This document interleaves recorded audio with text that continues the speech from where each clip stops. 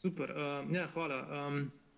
Ja, tako, jaz vas pozdravljam iz Jensuja na Finskem oziroma iz Severne Karelije. Nisem zaradi službenih obveznosti, danes ne morem biti z vami prisoten v Ljubljani, tako da vas pač nagovarjam virtualno, digitalno.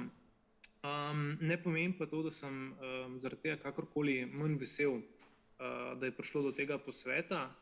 V bistvu moram reči, da se mi zdi, da gre za zelo pomembno temo, ki jo nastavljate, in da je to, kar me pravzaprav res izjemno veseli. Namreč tematika, o kateri bo govora danes, o kateri boste naslavljali, gre res izredno pomembna, je ključna. Ima jasno dolgo in zelo zapleteno zgodovino, ampak v resnici se obrača v prihodnost. Pri tem je po eni strani bistveno, da gre za posvet, ki ste ga pripravili mladi za mlade o mladih, in da govori o bojih. In seveda govori primarno o nekem partikularnem problemu, nekem partikularnem boju, za neko določeno, govori o določeni krivici, o nekem določenem zatiranju, ampak prav skozi to zadeva neko širšo, bolj univerzalno dimenzijo človeškega bivanja. In to je seveda boj za pravičnejši in boljši svet, za boljše življenje. Zato se mi zdi ta posvet tako zelo pomemben. Vsak boj je seveda pač usmerjen v prihodnost in vsaka refleksija nekega boja je usmerjena v prihodnost, preveva jih neko temeljno zaupanje. In ja, kot rečeno, današnji posvet je iz tega razloga ključen. In po drugi strani je zaradi tega mi še toliko bolj žal, da ne morem biti danes z vami, prisostvovati v debatah, si poslušati predavanja, ogledati si filme. Iz istega razloga, ker je tematika današnjega posveta tako zelo pomembna, se mi zdi tudi zaupanje, ki ga je bil posvet deležen že vnaprej, zdi resnično dragocena. In zato bi se kot predsednik združenja, kot predsednik Slovenskega etnološkega in antropološkega združenja KUL-a, kot se imenuje uradno, iskreno zahvalil uradu Vlade za Slovence v zamejstvu in po svetu za izkazano njihovo podporo in pa oddelku za etnologijo in kulturno antropologijo Filozofske fakultete, da gosti današnje predavanje. Prav tako bi se prav lepo zahvalil za sodelovanje tudi Kinodvor. Jasno, zelo sem hvaležen tudi vsem sodelujočim, vsem prisotnim. Hkrati bi pa in nazadnje bi pa še rad se zahvalil in čestitev za angažma in vloženo delo Davidu in ekipi, ki vem, da so v organizaciji dali vse od sebe. Tako da, pravzaprav, tudi ko pogledam program in v luči njihovega angažmaja, sploh ne dvomim, da današnji posvet ne bi bil uspešen. Popolnoma sem prepričan, da bo super. Tako da, zelo na kratko, vsem prisotnim želim en uspešen in produktiven dan in upam, ker je pač, kot rečeno, je tema, o kateri bo govora, je ključna za prihodnost, da bo današnji dan predstavljal neko izhodiščno točko, da bo odprl pot nekemu nadaljnjemu sodelovanju in podpori v širši skupnosti.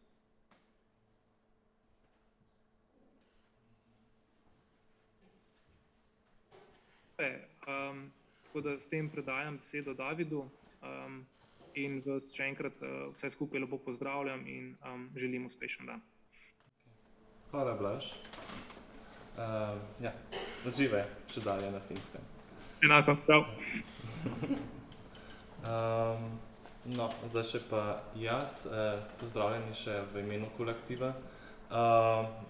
Zdaj ne vem, če ste vsi uspeli videti program, ki je bil namenjen danes je dopoldanski program v resnici, ki smo ga organizirali v kolektivu. Gre za 3 predavanja, predstavitve, ki nekaj jih imate napisane, pač povzetke imate napisane v teh brošurah, ki smo jih pripravili. Najprej bo ta dopoldanski program od 11 in vse tam do pol 3. Kasneje pa še ob 5:30 v Kinodvoru okrogla miza na pač temo izginjanja jezika in pač manjšine, slovenske manjšine na avstrijskem Koroškem, kjer bojo gostili 4 goste. Mi delamo to sodelovanje, tako da vabljeni tudi tja. In še kasneje, zdaj premiera je sicer že razprodana, je pa dokumentarni film Andrine Mračnikar Izginjanje. Zdaj zagotovo bo še film večkrat predvajan v Kinodvoru. Tako. Zdaj pa kar gremo na program. Pač povabil Davida Resmana in Simona Urbana in seveda pač Izabelo, ki je z nami na Zoomu in se ni mogla na žalost udeležiti, biti fizično prisotna tukaj. Ti bojo predstavljali diplomsko nalogo z naslovom Pregon koroških Slovencev, Slovenk, ki so ga izdelali v sklopu seminarja na Dunajski univerzi in hkrati tudi podcast, ki je sestavljen na 2 dela, to bojo vse oni povedali. Zdaj pa nekaj še o samih pač predavateljih. Prvič David Resman, ki je od leta 2017 naprej študira zgodovino, zemljepis in šport na pedagoški smeri na Univerzi na Dunaju, je član kluba slovenskih študentov in študentov na Dunaju in avtor članka Tradicija in sodobnost, praznovan za 10. oktober. Jaz ne vem, če imate te brošure zraven, ta zborni.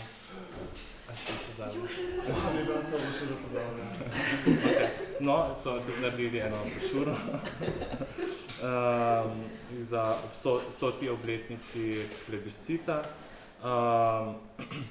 In od julija do oktobra 2022 je bil zaposlen kot študent, delavec na Inštitutu za vzhodnoevropsko zgodovino Univerze na Dunaju.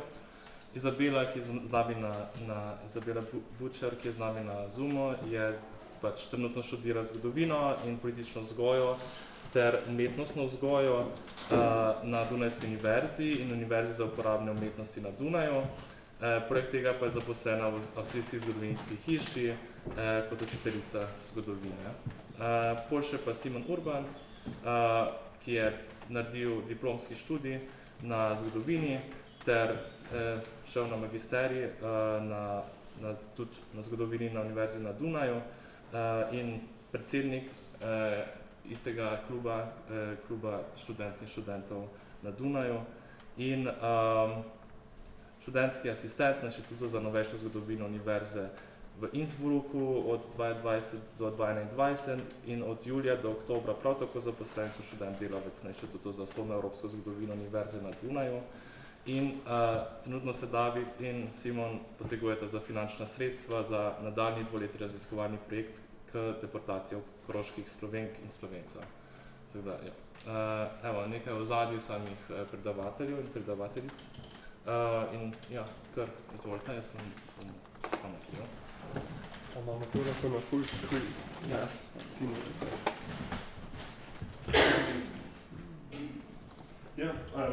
Hvala lepa za povabilo. Dober dan tudi iz naše strani. V bistvu nas zelo veseli, da smo danes lahko tu. Enkrat na Koroškem smo že predstavili naš podcast, naše delo tudi na Dunaju. In zdaj enkrat v Ljubljani, kar je mislim ena dobra priložnost za nas. Mi bi začeli z enem audio delu, ker je eben delo in podcast, smo mislili, da prenesemo nekaj kose našega dela, da slišite malo naš stil, glasbo, osebe, ki govorijo in bi začeli z našim intronom, ki je dvojezičen, ampak kako minuto traja. Če bo šlo.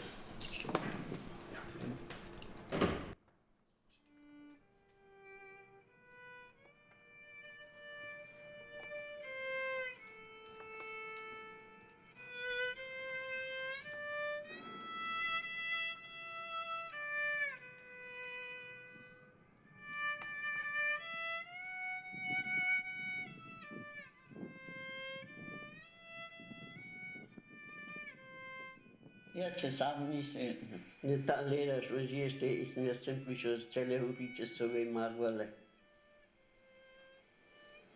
Zdaj pa, se starim, tistih trnina več, to mora pa znajna več. Ist das? Als ich nach Goritschach gekommen bin, hat das ganze Dorf Slowenisch gesprochen. Und jetzt noch die Alten. Aber von denen gibt es ja nicht mehr viele. Und die Jungen, die können es nicht mehr.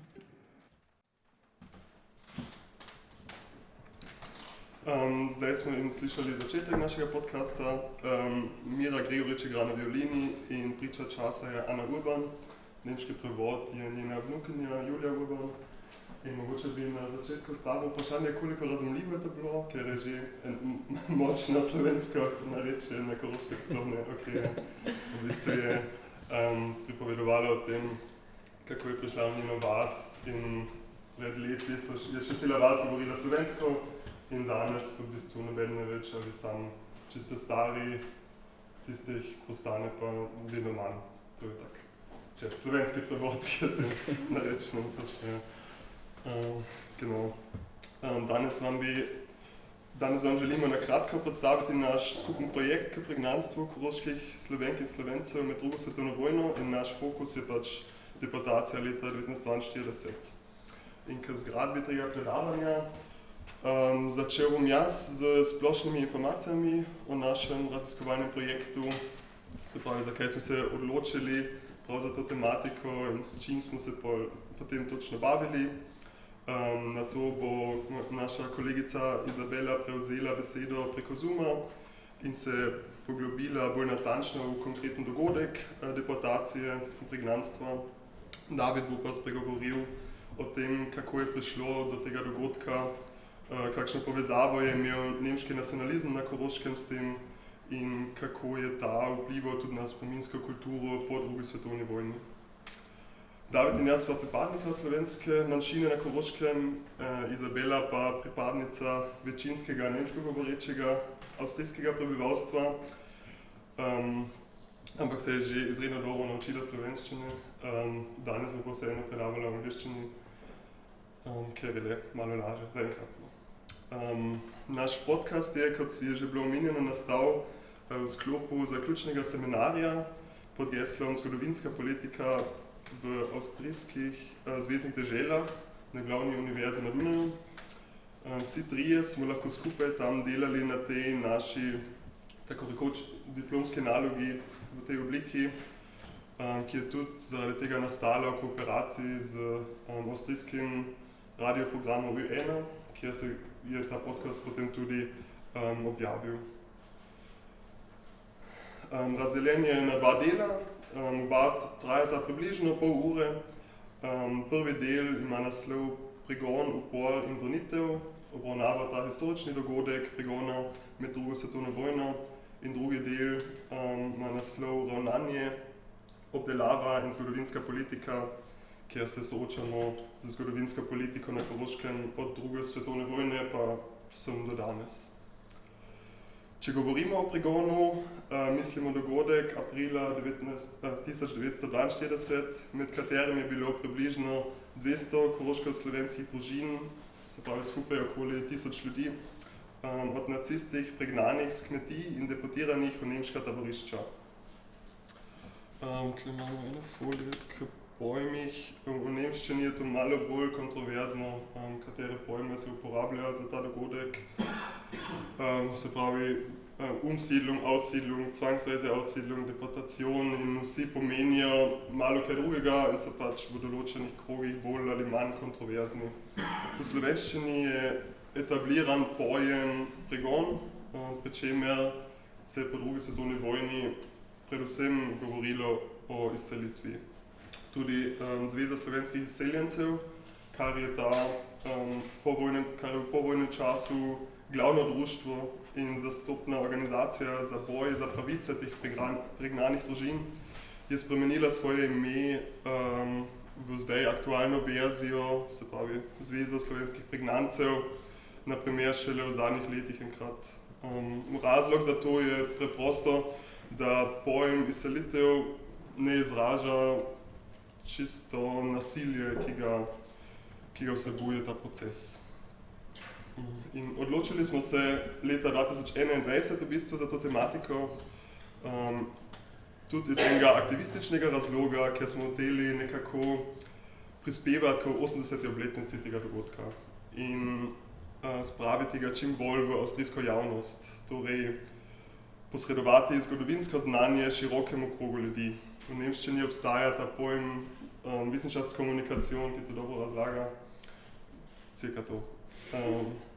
Zgodovina slovenske manjšine na Koroškem nasplošno ni razvidna v javnosti, tako da nas tudi naprej v bistvu čaka še veliko dela na tem delu. In kako so nasplošno potekale te javne spominske prireditve leta 2022, bomo nagovorili še malo na koncu našega predavanja.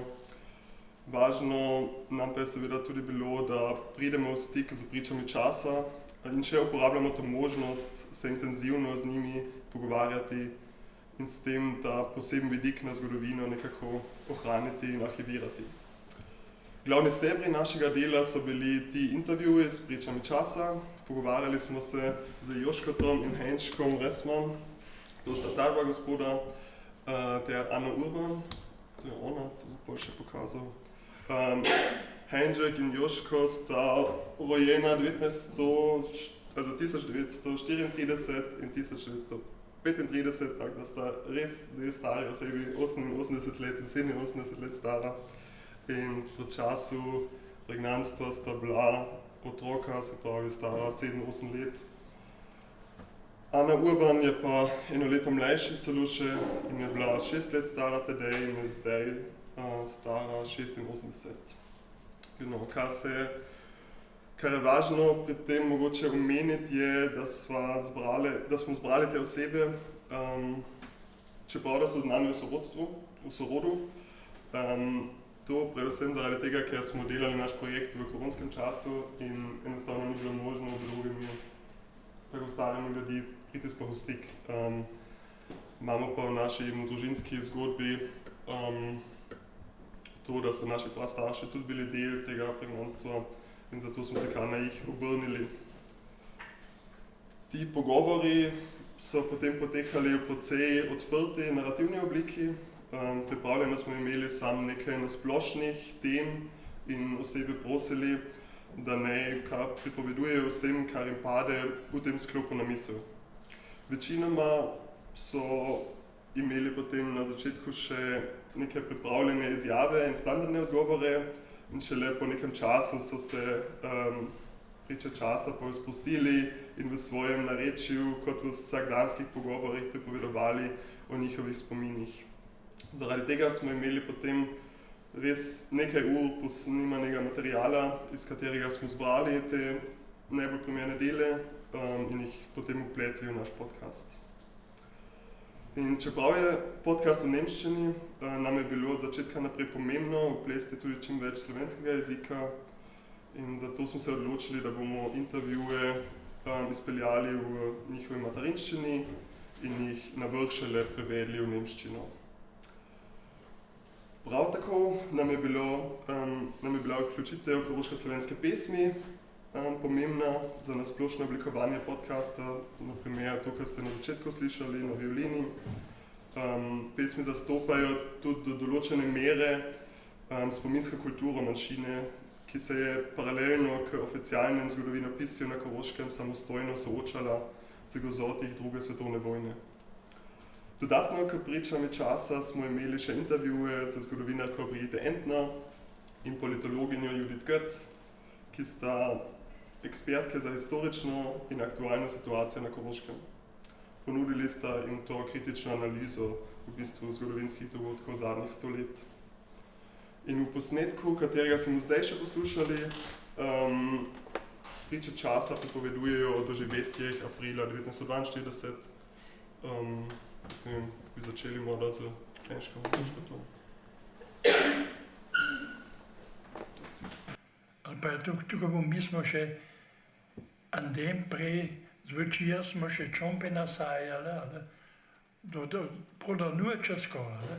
in pošli zjutraj so pa požipovali SS, na kaj bo SS, ja, v Gestapo. Jaz sem sadila žuti, so to velažali. In te sem prišli, pa bezjate, ko vas numarne, kaj tukaj. In tukaj pa ta dva žonirja bila in pošli tiste topfer, smo dali taboru, pošli pa on rekel, jo het en Stageland. Je pa rekel, ob je frija kaj ne visi. In nekaj so pa na vasak, da bi šel ruksak noter, da bi bil nekaj pa, malo pa puntli, spole pa šlo do Heinglina, do tega noham, tam je pa bus stal. To je pa živa Čmanjakova familija noter, jel? Čmanjakova, a ja pa Heinglina, so tu usidla, da? Ja, ti so tu bili, ja. A so se že v buse bili in pole pa bus, pa da se v Celovec, jel? In tam je bil, boli tiste, ta velče loga, ki so vse pošlo, da. Pole tam še je bil registriran, pa vse to so morali narediti, ali. In poli smo ta prvo noč smo tam spali, ali. Mislim, da se lepo vidi, koliko se uporablja tudi germanizme in koliko se vpleta tudi nemške stavke v cele v pripovedovanja. In v bistvu sta pripovedala o tej noči in tem jutru 14. aprila, ko so pač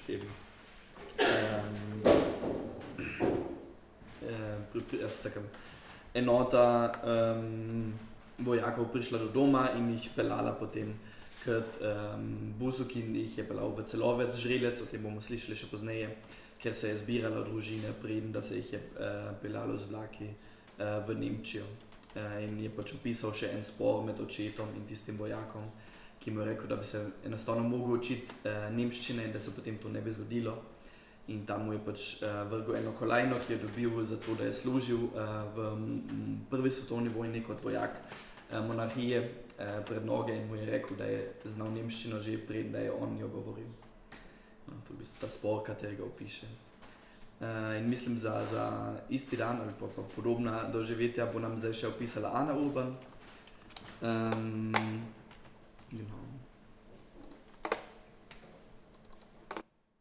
Na kmetiji včasih, ko so narodevali, djevoval, je niso imeli cajta za otroci, morali ta sami zrasteti, ta zraven so zrastlo. Drugače pa še fajn bo v Vincelevis, smo se vsi zastopili. Pole je pa prišel tisti 14. april, so pa zjutraj, zjutraj so že prišli z losnarjem, pa policija, pa ure so imeli. Smo morali hitro vstati, pa obličce. Pole pa hor na avto, pol mama so pa še nazaj leteli.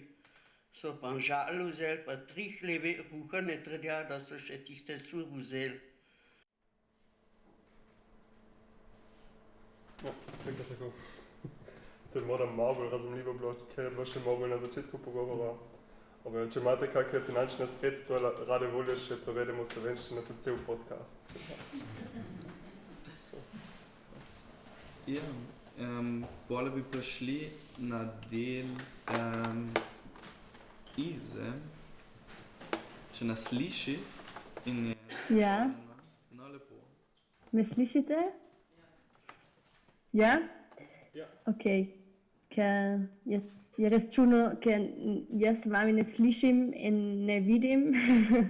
Ampak, ja, slišim, ampak ne vidim, ja.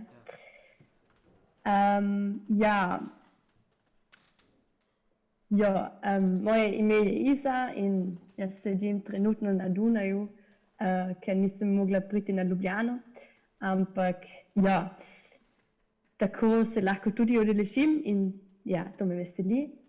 I will do my presentation in English because my Slovene is not yet advanced enough to talk about these very complex and specific topics.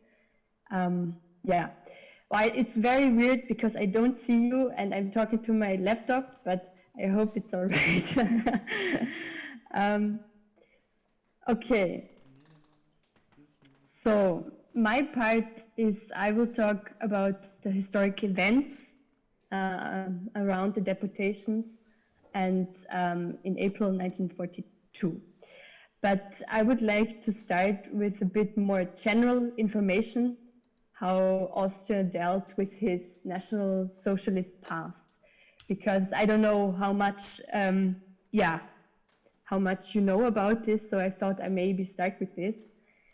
So in general, Austria has a very conflicted history with remembrance of National Socialism. If we ask what role Austria had in National Socialism, it's quite clear that there was a wide support for the regime. So the so-called Anschluss, the annexation of Austria to the Third Reich, took not place only from outside, like Nazi Germany coming and occupying Austria, but there was a broad acceptance and enthusiasm from inside for the regime, from above and from below. So this is quite important to understand, like, how Austria dealt with its past, because there were not only followers in the regime, there were also many Austrians playing an important role in the execution of the Holocaust and other war crimes. So many Nazi war criminals were actually from Austria, and in Austria, especially from Carinthia. So, yeah, but, and that's like my point now, the problem was that after the war, the narrative that Austria was the first victim of Nazi Germany was upheld. And this is what you're also seeing right now. This image is from the Austrian pavilion in Auschwitz in the year 1975. So this is more or less how Austria presented itself at Auschwitz, like the first victim, the occupators coming from Germany, which nowadays you can't uphold this thesis anymore. It's just not right at all. But that's what was going on, and this narrative, the victim thesis, was upheld until the 80s, so quite a long time. And this had the effect that the own responsibility in the Holocaust and other war crimes was not looked at. And it had also the effect that denazification after the war was conducted for a very short period, and a lot of Nazis came away and continued their life in an important position in society. So, so now if we talk about this very specific event of the deportation of the Carinthian Slovenes, we always have to think about this wider place, like what the role of Austria was in National Socialism. The deportation, as we already heard, were like 200 families, more or less 1,000 people brought to working camps in Germany. And if you go to the next slide, David. Yes, you see the first camp, like where the people were brought to. This is still in Carinthia, Ebenthal-Žrelec. It's very close to Klagenfurt-Zehlowitz. And these people were brought there, and afterwards they were deported to Germany into working camps. This was also the place where they were dispossessed from their properties, and and counted, and they got numbers. It's quite similar to to other war crimes and other things going on in the Holocaust. But what is very important for me to say at this point is that the working camps where the Carinthian Slovenes were brought to, these weren't concentration camps. So there is a difference. The people in the working camps where the Carinthian Slovenes were brought to, which you will, for example, see at the next slide, David, if you go further. Thanks. This is, for example, the camp Hesselberg. This is where a part of the families were brought to. These were working camps, so people were forced to work, but better treated than in concentration camps. So especially the nourishment was way better than in concentration camps. And it was also organized differently. So concentration camps were held by the SS, while these working camps were organized by the so-called Volksdeutsche Mittelstelle, which is just a completely different way to organize these camps. Yeah, and now we are going to listen to how our witnesses were experiencing the working camps. So for example, Anna Urban was in this working camp Hesselberg. She actually, yeah, is talking about this camp we see at the So, učili smo se že nemše, freilich. Nismo smeli Loggerführer wie früher. Sicer ni bil ta čuden naš Loggerführer, aber cel je živel. Svoje smo že marvali, a potem ni bil vedno blizu. Nismo pozabili svoje, smo jo znali. Tam je pa že bil noter zahrajano, v Benči smo več unsta kraja in vse, kar so malo večji bili, so bili noter talen zadevo. A pa natürlich začetka je bil večkrat apel, tudi so morali vse tam biti in so bili poštete bili. In če ni bilo, ali pa ima die Gefahr, da je pošli morite morgen 70 der Hauptcampus war. Moje hate si pa odlore v Dachau pelali, v Dachau zaprli. Ja, pri hati je, ta v hati si pa dum šribali nekaj.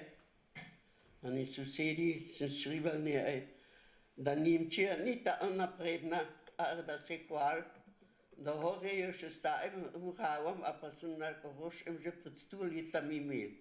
Požije se šta malenkost, da si priv super nisel tja. A to veš, a je se vse preledalo, vsa priv pa vsa ne.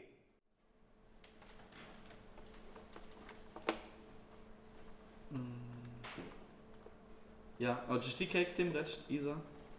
A ti me tam ne slišiš ravno? A hočeš ti kaj k tem reči? A ne, jaz povedam malo. Ja, mach du. Okay. V bistvu je... Okay, v bistvu je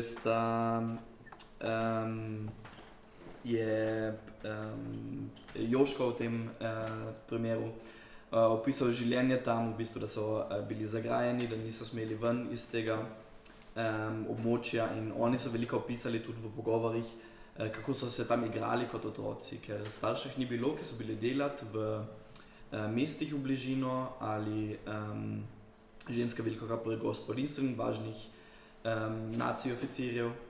Tako da so otroci ostali zadaj v teh taboriščih, kjer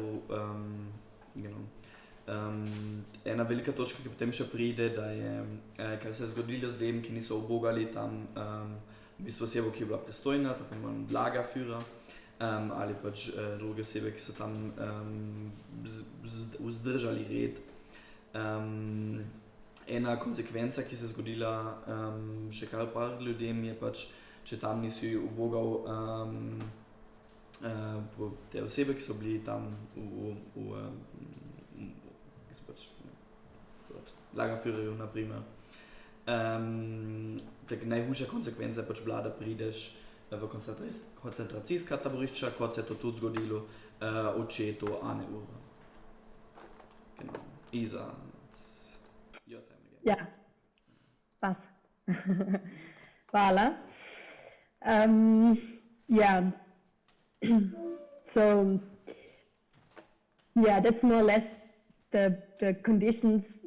They actually, yeah, Anna and Joško and Heinrich, yeah, that's how they perceived it as kids.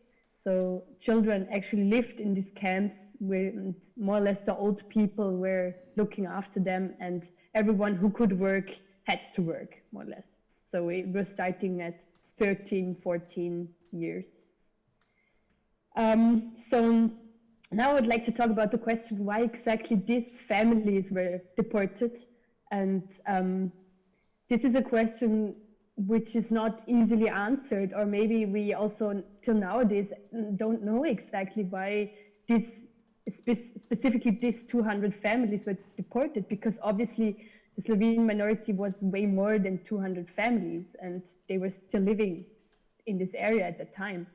So there are different answers. One answer is that some families were deported maybe because they were very politically active and known as Slovenes, like the family of Anna Urban was.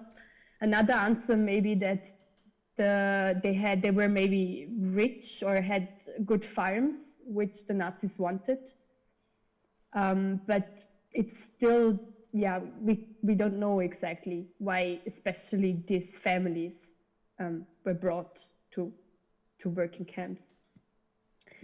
In general, it was the National Socialist plan to remove the whole Slovene-speaking minority from the territory of Carinthia, and this was called the Action K, secretly called, because Nazis always had these very short code names for everything. So Action K was the plan to remove all Slovene-speaking people from the territory of Carinthia, of Austria-Carinthia. And on the other hand, they were giving the farms to German-speaking people from the Kanalska Dolina, from the Kanaltal. This was kind of this idea. But this Action K was only partly realized. There were more deportations planned, but they couldn't be executed due to the workforce. So what I think is very interesting because of these deportations, the minority and how Slovene minority was behaving changed completely. So in the beginning at the so-called Anschluss, at the annexion, Slovene minority was trying to adapt and openly supported Adolf Hitler.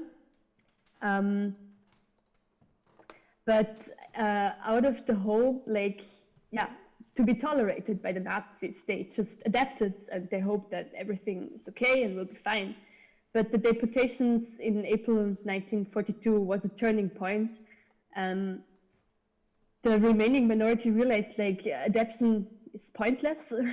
We could be the next, and the resistance movement began to rise in Carinthia.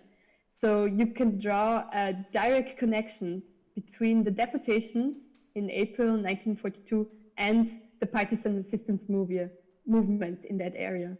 So, for example, that meant there were a lot of Carinthian Slovenes fighting in the Wehrmacht for Nazi Germany, and when they came home for war vacation, they realized, my family is deported. Often they decided to join the partisan movement. So but what I think is even more important, that not only people deserted and joined the movement, but also the Slovene minority built a support network with their farms in the area, and that was the only reason why the partisan movement could exist in the area, because they had supporters the people were actually